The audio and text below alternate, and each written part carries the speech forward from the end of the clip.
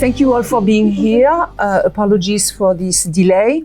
Thank you, Human Energy. Thank you, its organizers. Thank you, Brian Thomas Swim, for the collaboration. So today we're going to share some thoughts on connecting cognitive sciences to cosmology in the context of the Noosphere with our topic, Evolving the Self, Cognitive Sciences, the Extended Mind, and the Noosphere. Again, co-authored with both Brian and myself, and as per the philosophical tradition, I will read our notes. Since the beginning of the scientific and industrial revolutions, Western humans have constructed a modern self, based primarily in the dualistic metaphysics of René Descartes. This modern Western industrial self mostly understands itself as separate from a universe composed of inert matter. The position we defend is that the discoveries of the contemporary science, along with the technologies they have constructed, make it difficult today to affirm the modern dualistic worldview. The impact of these discoveries on our fundamental understanding of reality is immense. The matter of the universe can no longer be regarded as inert. At the very least, we know it is both life-generating and mind-generating. The simple fact is that matter has developed into humans with the complexification of both body and mind. Humans, as experiencing beings with a sense of self, are embodied living organisms situated in a physical, social, and cultural environment.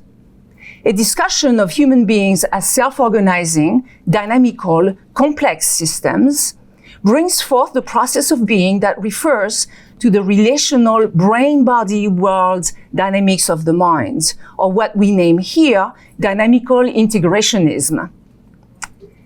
And while contemporary discussion on the human mind tend to center on the brain, the approach, or the big brain, the approach of dynamical integrationism takes the mind beyond the confines of the brain, prioritizing a lens of dynamic relationality. The mind encompasses the living person in their world, humans in terms of living systems. Collective consciousness, as it is postulated in the idea of the Noosphere, necessitates a cognitive framework that is not only distributed among individual human agents, but is also deeply enmeshed within cultural, technological, and informational networks.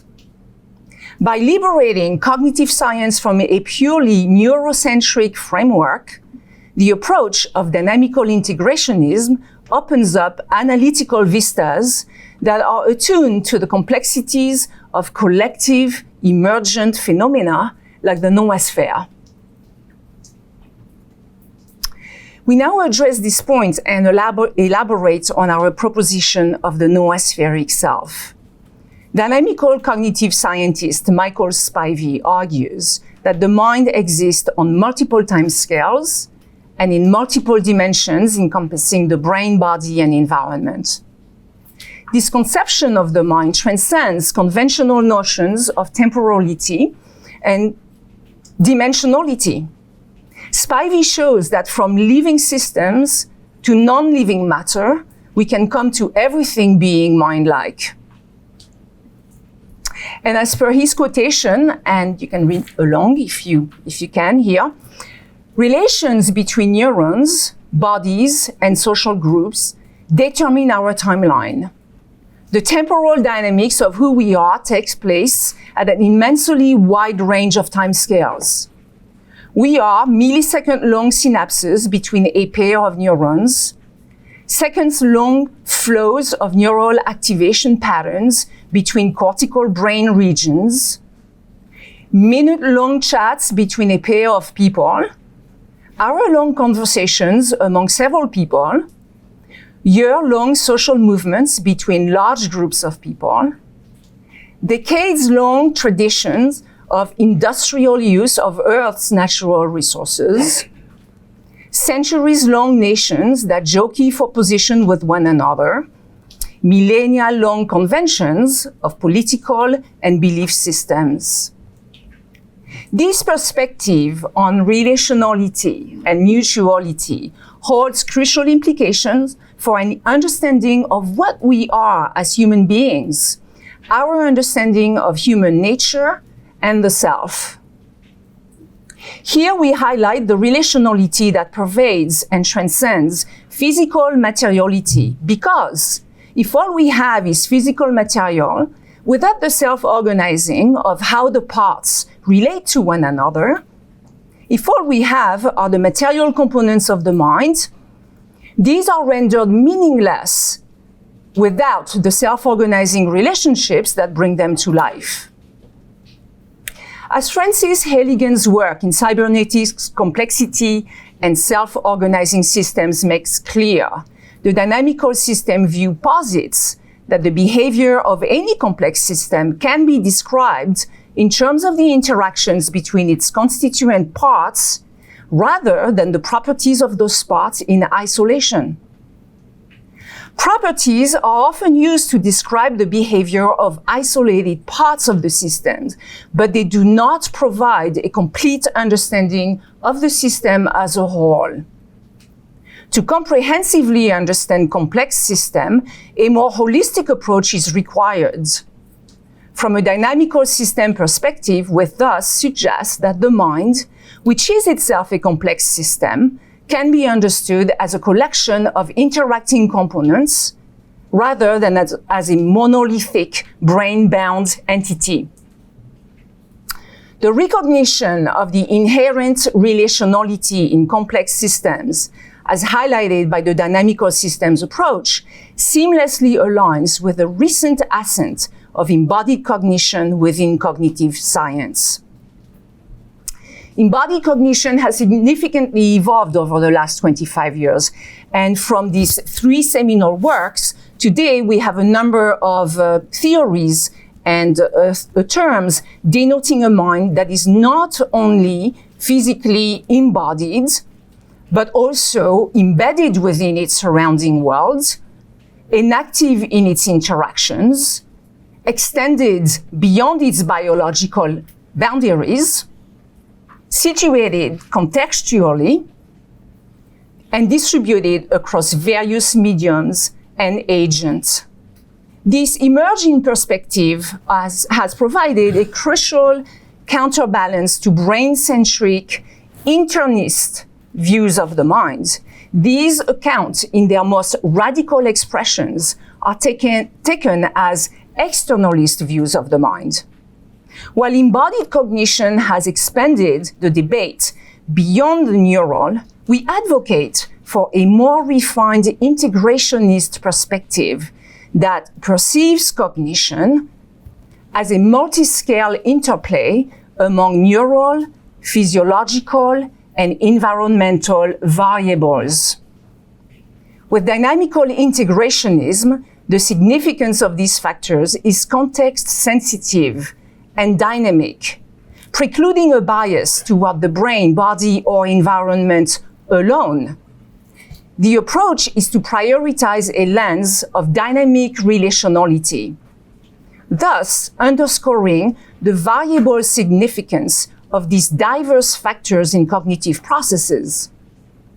This perspective calls for interdisciplinary research that acknowledges the adaptable and layered nature of cognitive demarcations, thereby better equipping us to engage with emergent concepts such as collective consciousness and the noospheric mind.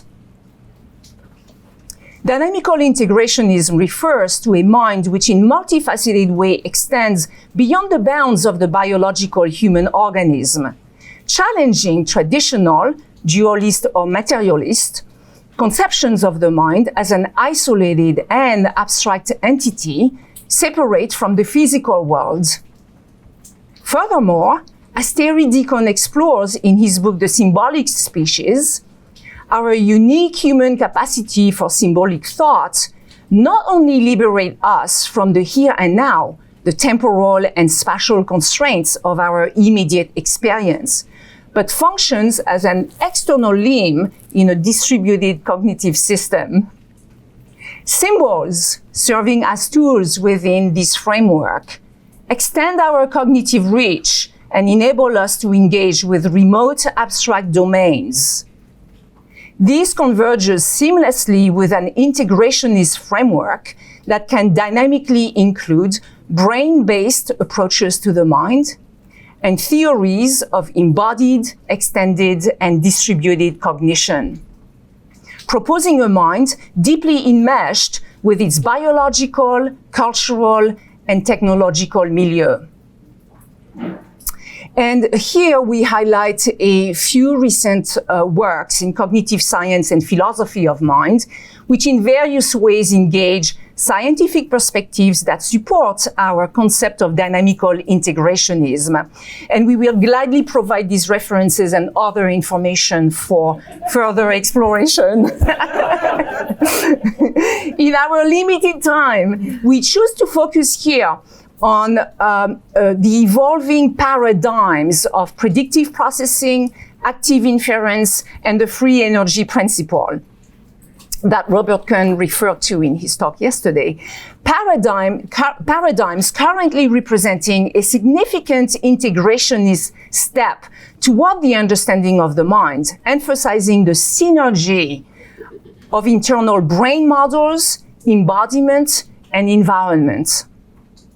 Briefly, very briefly, predictive processing focuses on how the brain predicts sensory inputs. Active inference extends this to include how organisms act on their predictions, and the free energy principle provides a unifying framework explaining these processes as part of a broader biological imperative to minimize a quantity known as free energy. Free energy is a mathematical measure representing the difference between the predicted states of the individual and the actual states of the world. A detailed discussion of these papers is not feasible. However, we underscore that there are collective engagement with these concepts along, for example, and crucially, with autopoiesis, extended consciousness, the ecological enactive perspective, and other enactivist approaches. In our view, these works collectively indicate a shift towards an integrationist approach in understanding the mind. And now coming to the self. Philosophically, self-consciousness is often associated with the concept of I, or the self, which is seen as a necessary condition for conscious experience, for abstract reasoning, and objective knowledge of the world. The recent multidisciplinary approach to the self has engendered an increased array of explanations regarding its nature, ranging from an individualized conception of just oneself, I, me, myself, to a pluralistic conception that acknowledges the many selves that constitute our being. Of crucial importance to what we are addressing is the mental rehearsal of the modern story of the self, with its sense of separation from the world. It is the story of the I, the self, that lives as a distinct and separate entity, with its own unique identity, thoughts, and experiences. It lives with its own unique perspective on the world, a world which the person, through the lens of the I, believes it looks upon objectively. Over the last 2 centuries, humans have had this common understanding concerning self and world. In almost every industrial society, they have regarded themselves as separate from the world, a world composed of inert matter. This subject-object duality is reinforced by the concept of objectivity, a highly valued trait in scientific and philosophical inquiry, which has further entrenched this divide between the objective world of facts and the subjective world of values, beliefs, and experiences associated with the self. However, Recent work in the philosophy, in the physical and cognitive sciences overturns this common understanding of self and world. In recent times, the natural sciences have come to narrate a story of a self-organizing and complexifying universe. While even more recently, from the standpoint of embodied cognitive science, the embodied human subject is described as the entire state of the organism interacting with its environment. These perspectives challenge traditional conceptions of the mind as an isolated computational entity, and here referring to classical cognitive science. With dynamical integrationism, the self is not a fixed entity, but rather emerges through ongoing interaction and interconnection with a cognitive ecosystem that includes personal relationships, intersubjective interactions with the world, and feedback from the environment. This multiplex, multimodal, and multispatial self-making involves feedback loops, learning and adaptation, and belongs to self-organizing cognitive agents embedded in their environments, and emphasizes the importance of recognizing the constantly evolving and thus changeable nature of the self. Every sector of our society is being rethought as we move to our current understanding of matter, as evolving over billions of years into co-evolutionary, complex communities of life. We now know we are living in a cosmogenesis, a cosmos that is always coming forth. The question before us is simple to state and difficult to answer.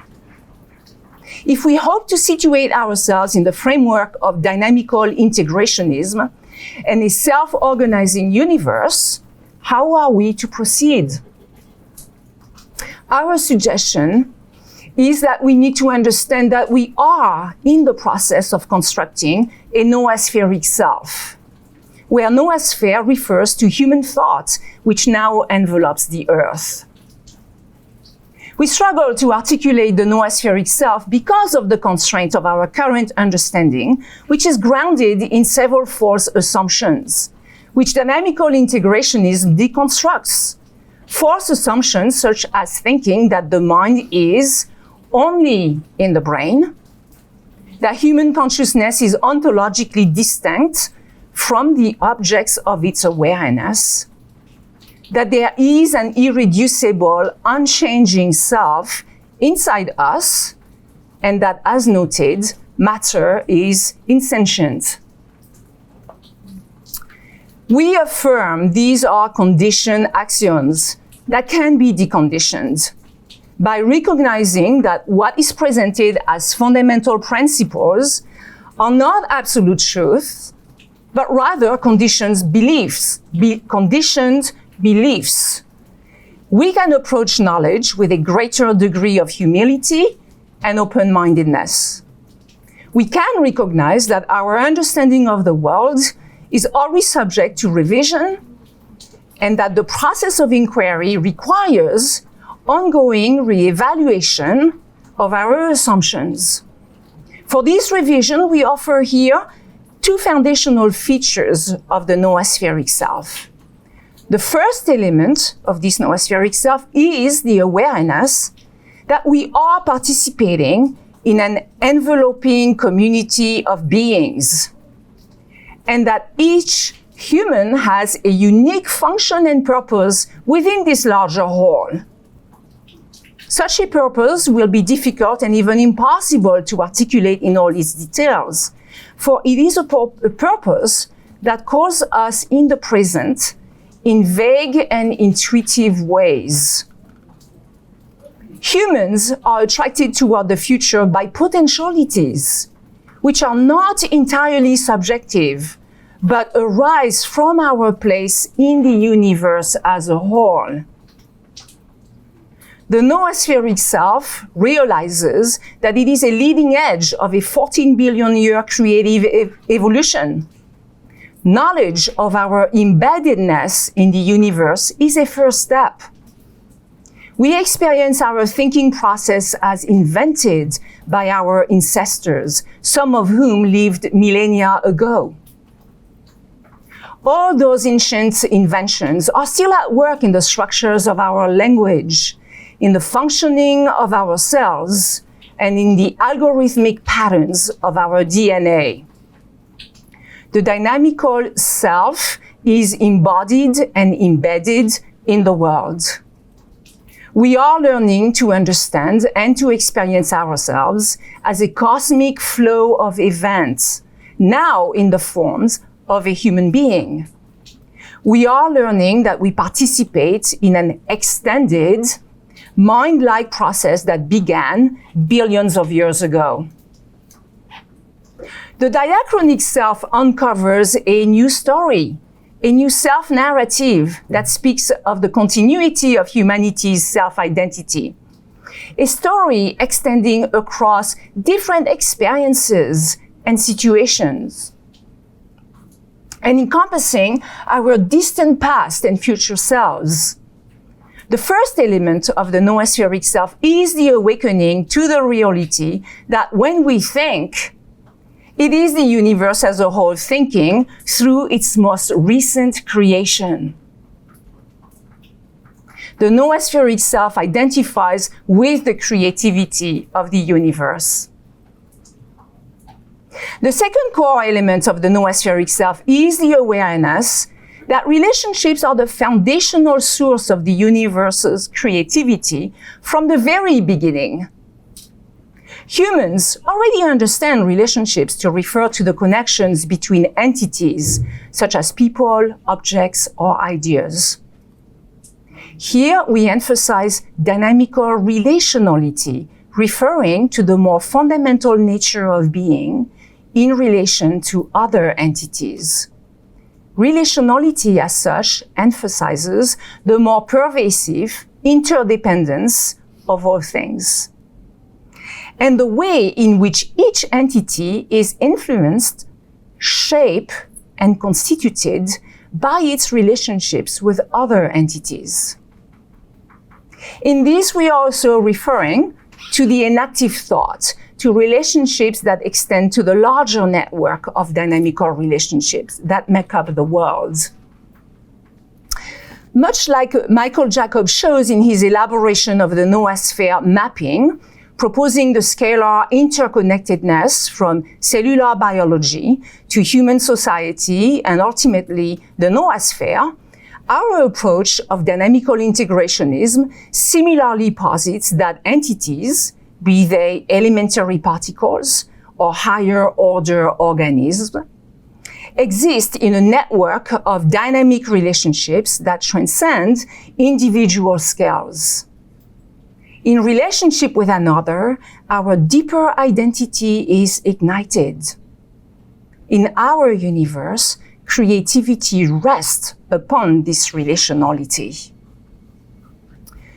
With our recent inventions of electronic communication devices, we are coming to a new era, where we can enter relationships with humans anywhere on the planet.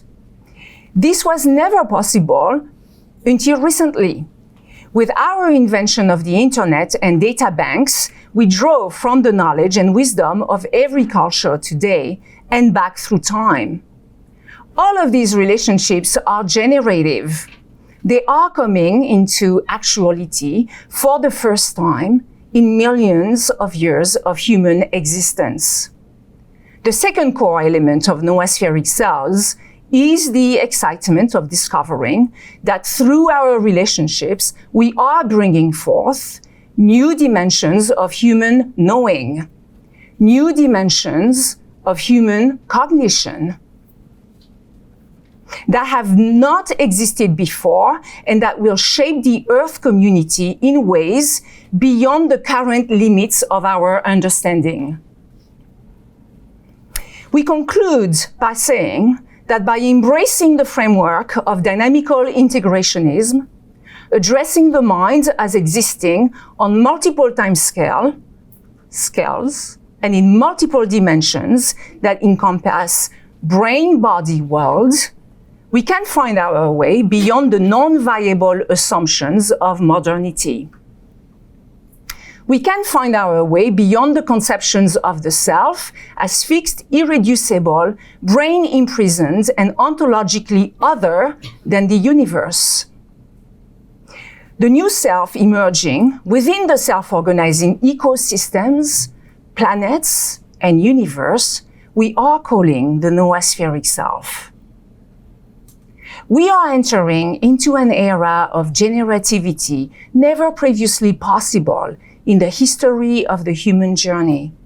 Indeed, these aspects of the noospheric selves are not just abstract concepts, but can be lived through one's embodiment in the world, through one's understanding, actions, and behaviors. We have the capacity to re-envision ways of being or doing things, to rethink and to reimagine our worlds. This noospheric evolving self speaks of an evolution toward more complex, integrative, and emergent forms of collective consciousness, while ensuring moral agency, individual freedoms, and the capacity for unique self-expression and self-realization. Thank you very much for your attention.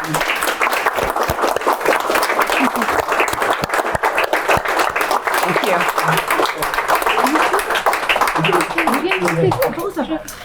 Well, I think first I want to also say that this presentation was a collaborative work with Abre, Fournier, and Brian Thomas Twomey. Yes. Brian is a professor of evolutionary cosmology at the San Francisco, California Institute of Integral Studies, where he teaches and mentors graduate students in the philosophy, cosmology, and consciousness program. He's also a member of Human Energy Project, and I'm sure that many of you are familiar with him.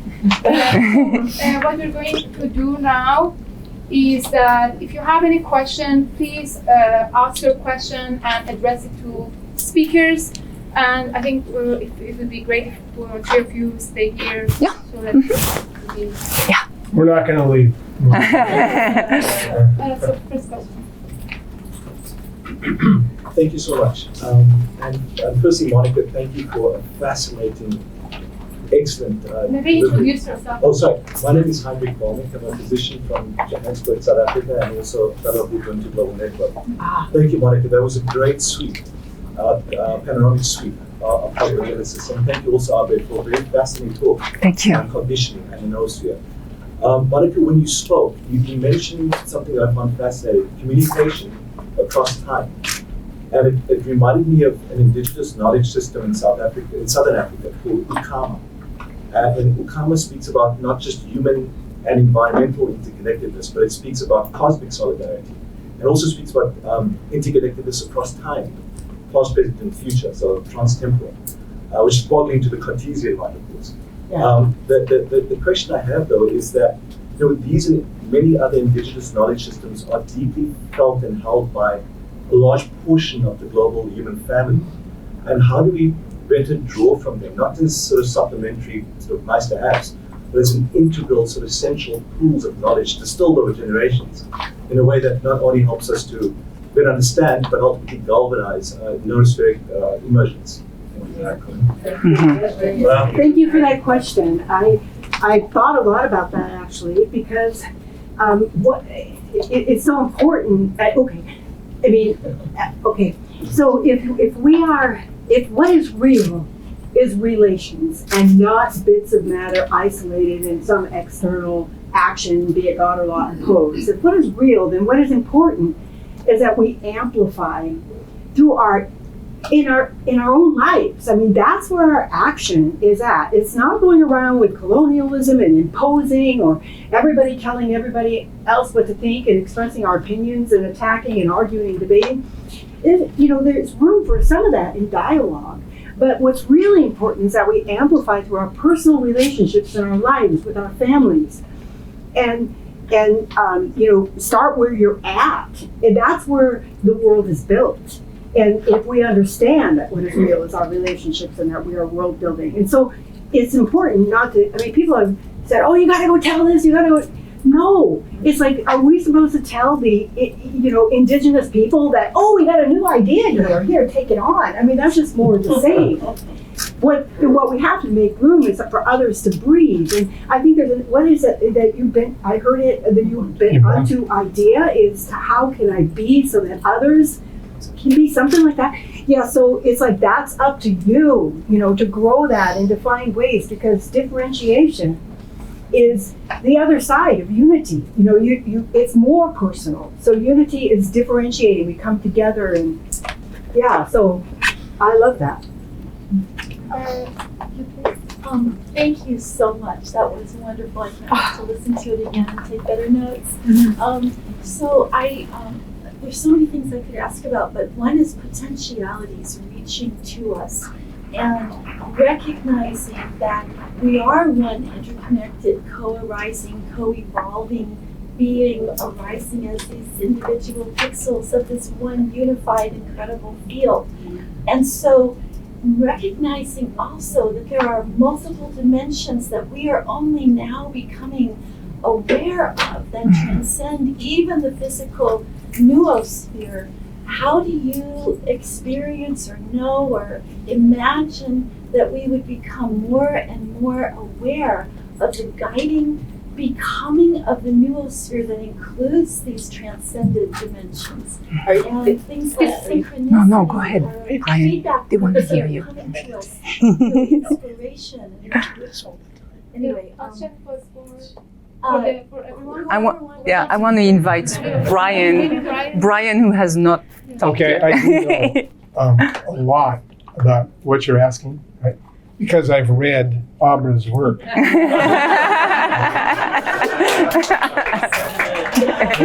So I do work with people around the world in transformative processes, and it is about consciously transforming our consciousness and opening up to these potentialities that you ask about. And indeed, there are potentialities there. There are new ways of being, new ways of experiencing the world, new ways of knowing the world.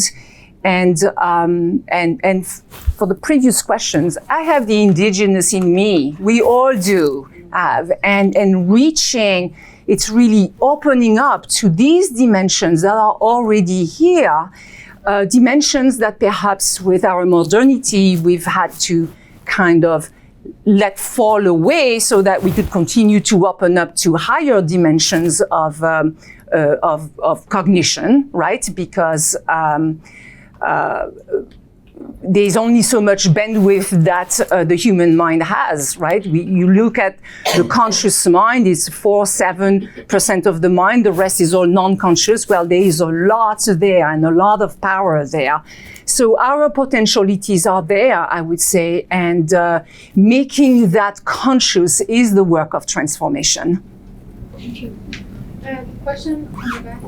Yes, hi there. I'm Sophia Town, professor at Fordham University.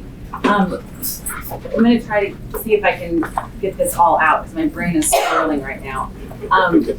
So my PhD is actually in human communications. I'm taking a communication lens, specifically a communicative constitution of social organizing perspective, which is basically the idea, which I think most of us would align with, that communication doesn't just reflect our social realities, but in fact constructs it. Mm-hmm. And I think what I've found a little frustrating in my research career so far is that while many people can get behind that idea, I don't often see scholars, practitioners, students, people, business owners, CEOs, etc., scientists taking an active role in constructing new language that then allows us access to new consciousness. And one thing that I have noticed Teilhard does over and over, and I'm sure many other people have too, is using language in, interesting ways, adding like Asian to something, or humanization. Right. Asian is becoming more of. Right. So I'm curious if,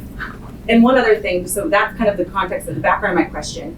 There's also this idea of polarity and paradox braided throughout these ideas and theories.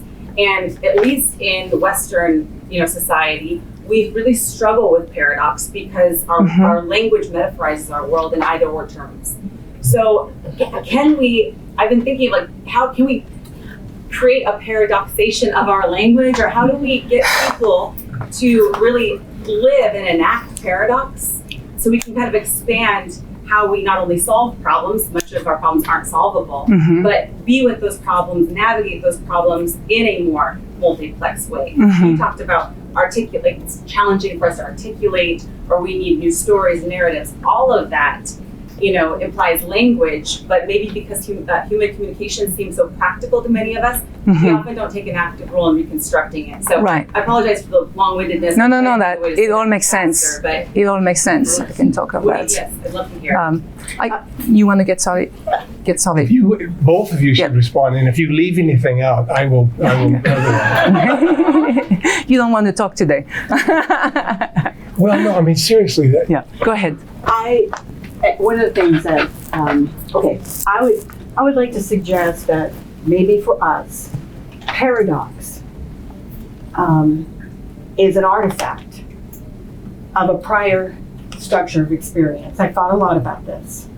In some sense, in a time-developing universe, there is no real true paradox. What there are oscillations and different points of view of a relational reality, where we understand that on one perspective, and we change our perspective in time, that our perspectives are first one thing, then another, or one perspective and you have another.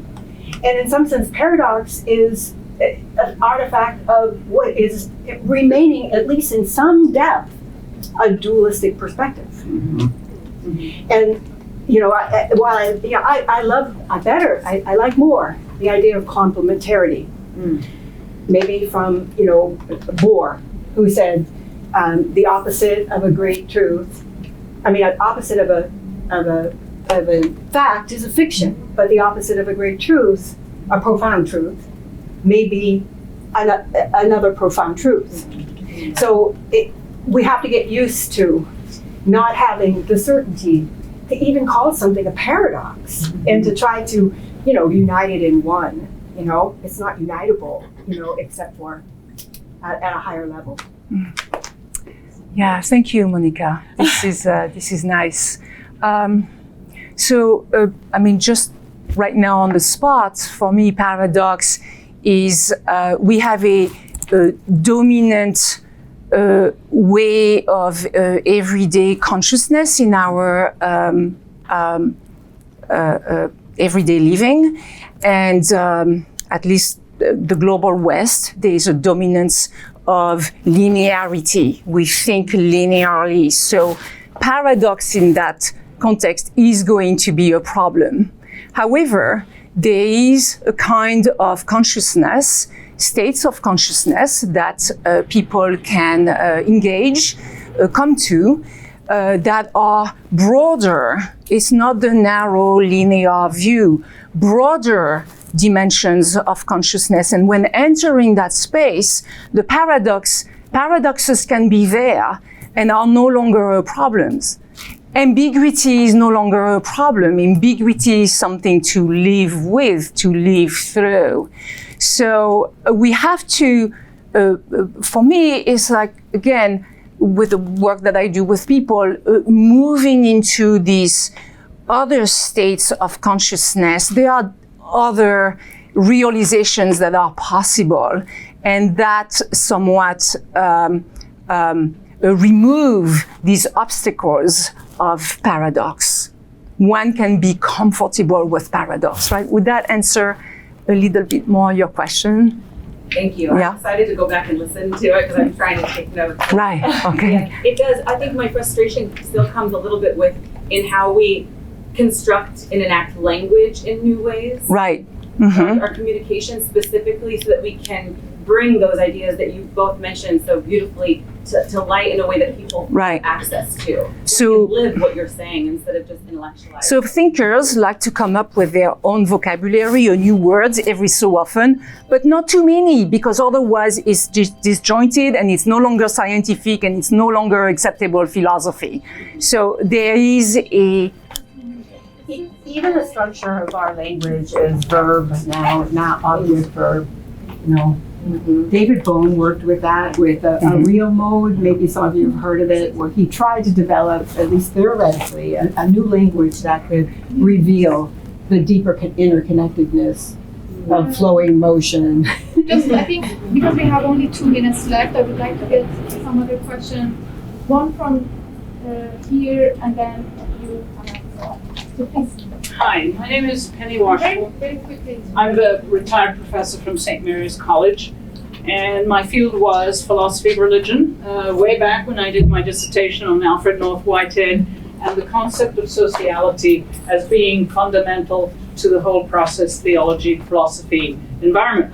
And so I really relate to your paper, Abre, and one question that has occurred to me as we talk about moving on from dualism, that in every creative process, something is lost. There is this cutting off of possibility in order to achieve a certain aim, a goal. And it occurs to me that the creative process is also violent. And when we look at the surd, the left behind, the road not taken, we have to account for the fact that not all things can be mutually possible at one time, maybe at a higher level. But if we look back into the universe, the process of creation is violent. Some alternatives come and some are left behind. How do we account for that? And maybe it relates to your issue of paradox. How do we account for this issue of the loss or the cost, in a way, of the whole creative process? when you've worked on your PhD dissertation, you've made choices. You started with something really wide, and you were told maybe a number of times that you had to trim away and you had to, in order to go deeper into your topic. So yes, we can't have everything, otherwise it's going to be so shallow. So at each moment we make choices in our life. We make choices, and hopefully we are authentic, and we look in our hearts, mind, soul, body, and we make the right choice at that moment and bring forth what demands to be generated and brought forth into the world. So last question. Yeah, so I was wondering that with this whole framework in mind, what kind of predictions we can make about the universe, specifically maybe physics. Like, for example, like, we have the theory of general relativity, and then we could make predictions about like gravitational waves, for example. What kind of predictive power does this framework give us? This is a question my friend asked me when I was explaining some of this cosmogenesis and more developmental aspects of the universe. I didn't have an answer for that personally. I think you should take. Well, I have absolute certainty about some things concerning the future of the universe. One is that it'll be bigger. The expansion is going to continue, you know. But another is that things will happen that will surprise us. Novelty will go beyond what we're thinking of when we say the universe. So I'm saying that at a profound level, the universe is not yet. There's no possible way we can understand the universe now, because it has things in store for us. So novelty will also reign. And the third thing, just to end with this, is that, and this comes down now to like a faith statement. And that is, when we look back over 14 billion years of evolution of the universe, what is amazing is this power of convergence. There's convergence that leads to synergy and is behind the generation of novelty. And so that looking at just the history of humanity, you know, we here's an image, here's a takeaway from me. And that is, if you go to next time you go to a big stadium, whether it's a music event or like watching an NFL game, and just sit there and look at the 50,000 people, and then just imagine like replacing them with chimpanzees. You can mentally do this. That was one of our achievements. If that actually happened, there would be wholesale slaughter generated by the chimpanzees. We used to be exactly the same. In other words, we couldn't handle being in groups larger than a couple dozen. Meaning, if you go back, 5 million years. So, but we went from living in groups of 25 to suddenly living in groups of 1,000. That is an amazing achievement. And then we went from living with groups of 1 million. And right now we're trying to make the next move. The next move of convergence is to live as a harmonious human community. So there's a prediction for you, And I stand by it. All right? Thank you so much, everyone, for your presence, and thanks for the speakers. Amazing talks, great ideas, and I hope that these ideas really transform us and help us look within and find answers. Thank you so much, everyone. Thank you, everyone.